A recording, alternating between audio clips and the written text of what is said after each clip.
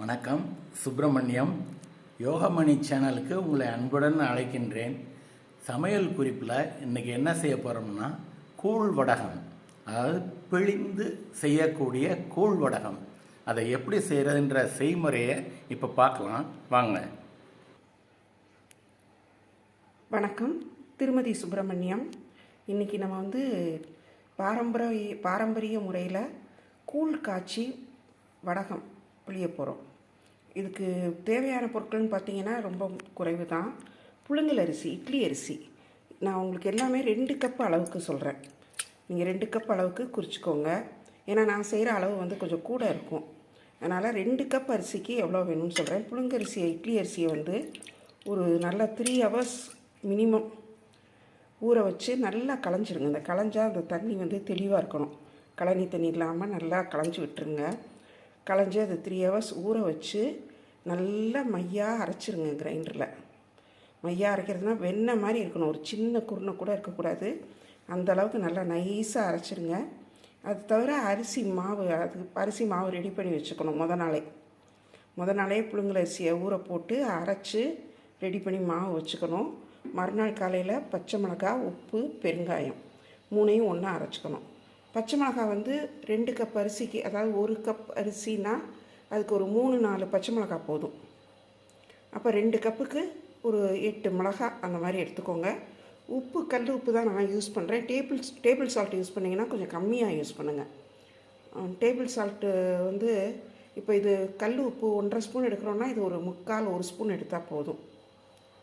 இப்போ இந்த 1 டம்ளர் அரிசிக்கு ஒரு 1-1.5 டீஸ்பூன் கல் உப்பு போதும். அது கூட ஜாஸ்தின்னு நினைக்கிறேன். ஏன்னா நான் இதுக்கு மொத்தமாக போடுறதுனால நான் சொல்கிறதுக்கு யோசிக்கிறேன். கரெக்டு. நீங்கள் 1 டம்ளர் அரிசிக்கு 1 டீஸ்பூன் கல் உப்பு எடுத்துக்கோங்க. ஸோ 2 டம்ளர் அரிசி போட்டிங்கன்னா 2 டீஸ்பூன் உப்பு போதும். அப்புறம் பெருங்காயம். இதோட மெயின் இதே பச்சை மிளகாய், உப்பு, பெருங்காயம் தான். இது 3ஐயும் ஒன்றா அரைச்சிக்கோங்க. பச்சை மிளகாயை நல்லா கழுவிட்டு மிக்சியில் கல் உப்போடு போட்டு அரைச்சி அதோட பெருங்காயத்தூளையும் போட்டு அரைச்சிக்கோங்க. பெருங்காயத்தூள் 1 கப்புக்கு ஒரு சின்ன டீஸ்பூன், அதாவது ஒரு 1/4 டீஸ்பூனுக்கு கொஞ்சம் கூட போட்டுக்கிட்டிங்கன்னா போதும். நல்லா வாசனையாக இருக்கும். இதை அரைச்சிட்டு இது என்ன பண்ணுறதுங்கிறது சொல்கிறேன். உங்களுக்கு மாவு இப்போ காமிக்கிறேன். இப்போ இது முத நாளே அரிசி ஊற வச்சு அரைச்ச மாவு. வெறும் புழுங்கல் அரிசி தானே அரைச்சி வைக்கிறோம். அது என்ன ஆகும்னா கொஞ்சம் உறைஞ்சி போயிருக்கும்.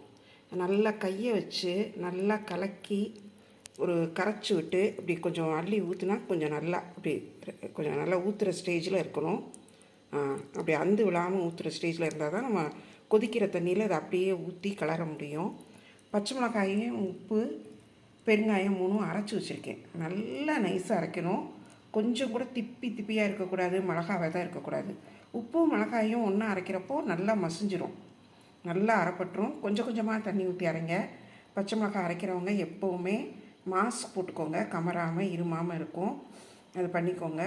ஸோ இப்போ அடுப்பில் தண்ணி வச்சுருக்குறோம். இந்த தண்ணி எவ்வளோ வைக்கிறோன்னு கேட்டிங்கன்னா 1 டம்ளர் அரிசிக்கு 4 டம்ளர் தண்ணி. அதாவது நீங்கள் எந்த இதில் அளந்தாலும் சரி 1 கப் அரிசிக்கு 4 கப் தண்ணியை கொதிக்க வைங்க.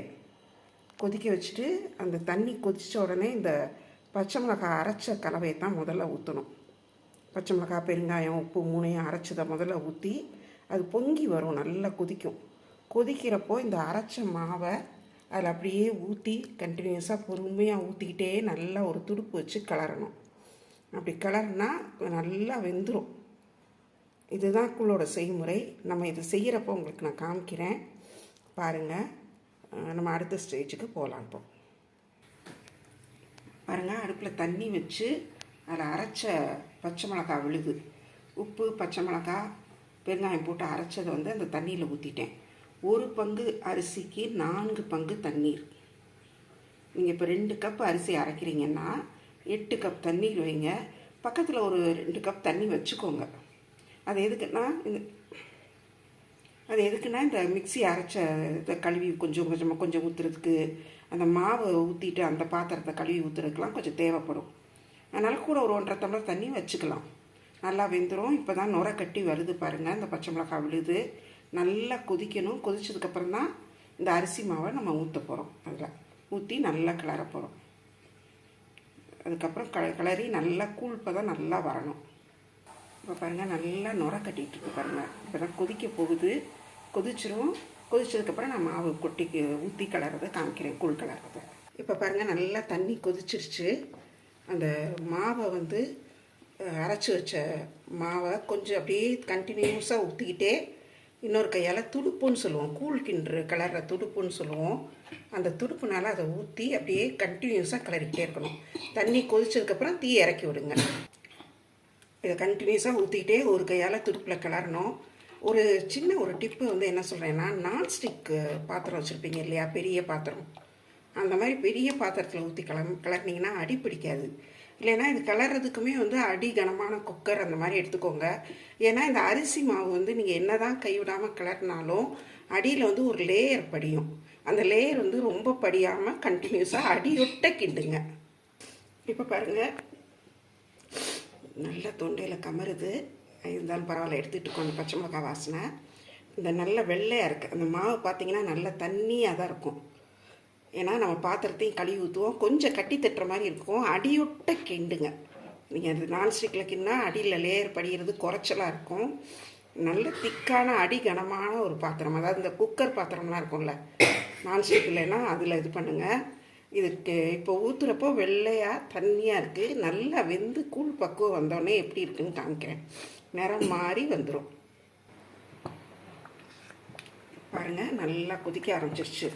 நல்லா குமிழ் விட்டு இப்போ தான் வேக ஆரம்பிக்குது. அடியொட்ட கிளறணும் துடுப்பு வச்சு. நல்லா நீங்கள் வந்து ஒரு நான்ஸ்டிக் தவாலையோ அல்லது அடி கனமான பாத்திரத்தில் தான் கிளறணும். இது அடி பிடிக்கலன்னு நினைக்கிறேன், இது கட்டியும் தட்டலை. இங்கே நல்லா குமிழ் விட்டு வேக ஆரம்பிக்கும். இன்னும் வேகணும், இன்னும் பக்குவம் இருக்குது, இன்னும் இப்போ தான் வேக ஆரம்பிச்சிருக்கு. இப்போ பாருங்கள் நல்லா கூழ் வந்து வெந்துருச்சு, கெட்டி ஆயிடுச்சு. இன்னும் ஆற ஆற இன்னும் கெட்டியாகும். நல்லா ஒரு பிள்ளையிற பதத்துக்கு வந்துடும். கலர் மாறிடுச்சு. அந்த குமிழ் விட்டு கொதிக்குது பாருங்கள். அப்படி கொதிக்கிறப்ப நல்லா வெந்துருச்சுன்னு அர்த்தம். இப்போ விரலில் நல்லா கையில் தண்ணியை தொட்டுட்டு இப்படி ஒட்டின வச்சா ஒட்டாது, கொஞ்சம் கூட ஒட்டாது. இதுதான் வந்து நல்லா வெந்த பதம். இது பிழியறதுக்கு ரெடி ஆகிடுச்சு. இது நம்ம இப்போ மாடியில் போய் ஒரு பிளாஸ்டிக் ஷீட் விரித்து அதில் பிழிய போகிறோம். நான் இப்போ வந்து ஒரு சின்ன ரீகேப் சொல்லிடுறேன். அதாவது 1 கப் அரிசி நாளே நல்லா இட்லி அரிசி, 1 கப் இட்லி அரிசி நல்லா 3 ஹவர்ஸ்க்கு ஊற வச்சு கிரைண்டரில் நல்லா வெண்ணெயாக அரைச்சிடணும். அரைச்சி மறுநாள் காலையில் 1 பங்கு அரிசிக்கு 4 பங்கு தண்ணி கணக்கு. 1 கப் அரிசி அரைச்சிருந்தீங்கன்னா 4 கப் தண்ணி ஊற்றி அதை நல்லா அந்த கொஞ்சம் பச்சை மிளகாய் 1 கப்புக்கு ஒரு 3 அல்லது 4 பச்சை மிளகாய் காரத்துக்கு தகுந்த மாதிரி வச்சு, அது தேவைக்கு தகுந்த அளவு உப்பு, கல் உப்புனா டேபிள் சால்ட்னா இன்னும் கொஞ்சம் குறைச்சிக்கணும், பெருங்காயம், இதெல்லாம் ஒன்றா நல்லா அரைக்கணும். திப்பியாவோ எதெல்லாவோ விதையாவோ இருக்கக்கூடாது. அரைச்சி அடுப்பில் தண்ணி கொதிக்க வச்சு இந்த அரைச்ச விழுது அதில் ஊற்றி அதுக்கப்புறமும் நல்லா கொதிக்கும். இந்த அரைச்சி வச்ச மாவு வந்து நாளே அரைச்சி வச்சுருக்கனால கொஞ்சம் இறுகி போயிருக்கும். நல்லா கொஞ்சம் தண்ணி விட்டு ஊற்றுற பதத்தில் அதை ரெடியாக கரைச்சி வச்சுக்கிட்டு கொதிக்கிற தண்ணியில் ஒரு கையால் ஊற்றிக்கிட்டு இன்னொரு கையால் கைவிடாமல் கிளறணும். தண்ணி கொதிச்சதுக்கப்புறம் தீ இறக்கி விட்டுக்கலாம். அது நல்லா கொதிக்கும். ஒரு தட்டு போட்டு குப்புற மூடி வைக்கலாம், புழுங்கி வேகும். வேகிறப்போ தீ இறக்கி விடலாம். நான்ஸ்டிக் பாத்திரம் ஒரு பெரிய பாத்திரத்தில் எடுத்து கிளறினீங்கன்னா ஒட்டாமல் வரும். அல்லது அடிகனமான பாத்திரம் குக்கர் மாதிரி அதுலெல்லாம் பண்ணுறப்போ ஒரு லேயர் அடியில் லைட்டாக பிடிக்கும். கைவிடாமல் கிளறுங்க. கிளறிட்டு நல்லா கெட்டியாக வெந்த உடனே அது பிழியறதுக்கு ரெடி ஆயிரும். பிழியிறப்போ நான் காமிக்கிறேன். பிழிஞ்சிட்டு காஞ்சதுக்கப்புறம் அந்த வத்தல் எப்படி இருக்கும், அதை எப்படி வறுத்ததுக்கப்புறம் எப்படி இருக்கணும்னு காமிக்கிறேன் உங்களுக்கு. மாடிக்கு வந்துட்டோம். இந்த வீடியோ கொஞ்சம் பெரிய வீடியோ தான், கொஞ்சம் பொறுமையாக பாருங்கள்.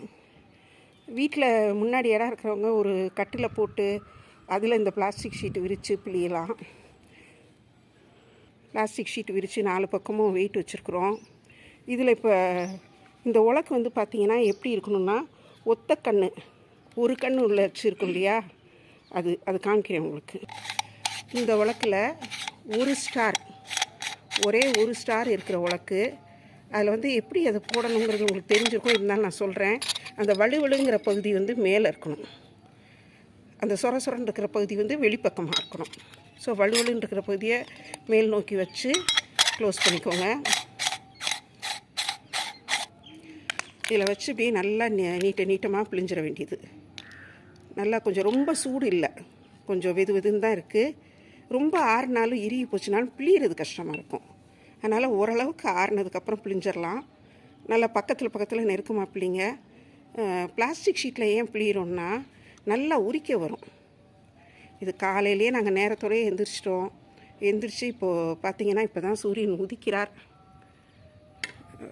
ஏன்னா வெயிலில் உட்காந்து வேர்த்து கொட்டும் இல்லையா, கொஞ்சம் நேரத்தோடயே வந்து பிழிஞ்சிட்ருக்கோம். இது பிழிஞ்சு முடிச்சுட்டு நல்லா சாயங்காலம் வரைக்கும் காயணும். இது இங்கே கொஞ்சம் புறா தொந்தரவு இருக்கிறனால நாங்கள் வந்து என்ன பண்ணுவோன்னா மேலே வந்து ஒரு மெல்லிசான துப்பட்டா போற்றி வச்சுருவோம். ஆக்சுவலி டைரெக்டாக சன்ஷைன் படுறது தான் நல்லது. வீட்டு வாசலில் யாராவது உட்காந்துருக்காங்க கூட காவலுக்கு இருக்க முடியும்னா அதை இது பண்ணலாம். நம்ம இது மாடிக்கு அடிக்கடி ஏறி இறங்க முடியாதுங்கிறதுனால மூடி வைக்கிறோம். நல்லா காஞ்சதுக்கு அப்புறம் நல்லா சரசரமாக உரிக்க வந்துடும். சாயங்காலம் உரித்து இன்னொரு ஏதாவது ஒரு சேலையோ அதில் போட்டு நல்லா ஒரு 4 நாள் காய வைக்கணும். 4 நாள்னால் 4-5 நாள் நல்லா காயணும்.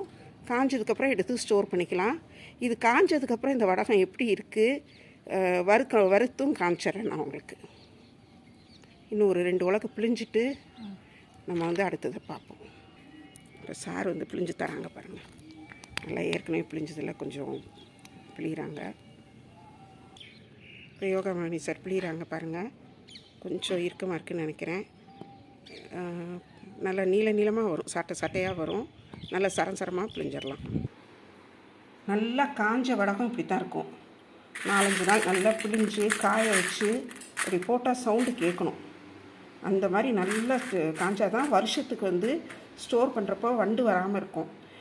நீங்கள் வந்து ஒரு பெரிய பாத்திரத்தில் வச்சுட்டு பெரிய கண்டெய்னரில் வச்சுட்டு டெய்லி யூஸ்க்கு ஒரு சின்ன கண்டெய்னரில் வச்சு யூஸ் பண்ணுங்கள்.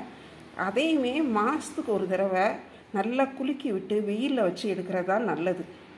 வருஷத்துக்கு சேகரம் பண்ணுறது வந்து சாதாரண விஷயம் கிடையாது. அதை ரெகுலராக காய வச்சு எடுக்கணும். இப்போ இதை வறுத்துட்டு எப்படி இருக்குன்னு உங்களுக்கு காமிக்கிறேன். வறுக்கிறதுக்கு முன்னாடி உள்ள வடகம், கூழ் பிழிஞ்சு காய வச்ச வடகம்.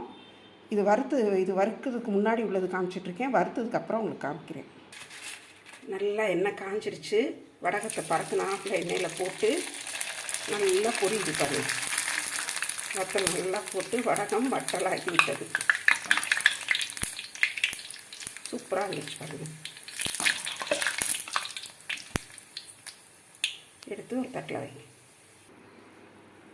வடகம் ரெடி, வறுத்தாச்சு.